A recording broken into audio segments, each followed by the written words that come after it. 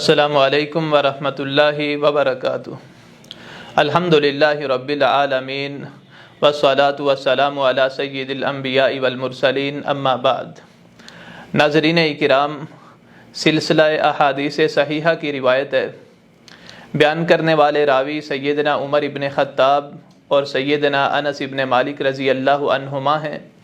فرماتے ہیں رسول گرامی صلی اللہ علیہ وسلم نے ارشاد فرمایا، من صلی للہ 40 یوما فی جماعت، جس انسان نے خالصتاً رب کی رضا کے لیے، اپنے رب کو خوش کرنے کے لیے 40 دن باجماعت نماز ادا کی، یدرک التکبیرۃ الاولی، تکبیر اولیٰ کا اہتمام کرتے ہوئے، کتبت لہ براءتان، اللہ تعالیٰ اس کے لیے 2 براتیں لکھ دیتے ہیں، براءۃ من النار، ایک جہنم سے برات، و براءۃ من النفاق، اور دوسرا نفاق سے براعت۔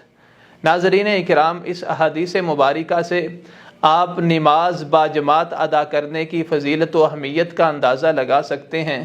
کس طرح شریعت اسلامیہ نے ہمیں مساجد کے اندر باجماعت نماز ادا کرنے کی ترغیب دلائی، یعنی جو انسان تسلسل کے ساتھ 40 دن باجماعت نماز ادا کرتا ہے تکبیر اولیٰ کے ساتھ، اللہ تعالیٰ اسے 2 چیزوں سے بری کر دیتے ہیں۔ ایک کا تعلق دنیا سے ہے اور دوسری کا تعلق آخرت کے ساتھ ہے۔ دنیا کے تعلق سے نفاق، یعنی اس انسان کے اندر منافق کی علامت نہیں پائی جائے گی، وہ نفاق سے بالکل بری ہو جائے گا، اور دوسری کل قیامت کے دن اللہ تعالیٰ اسے جہنم سے محفوظ فرما لیں گے۔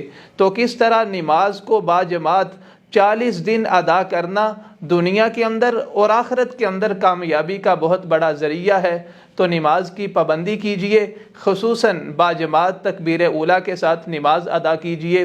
اللہ تعالی ہمیں توفیق عطا فرمائے۔ وآخر دعوانا ان الحمد للہ رب العالمین۔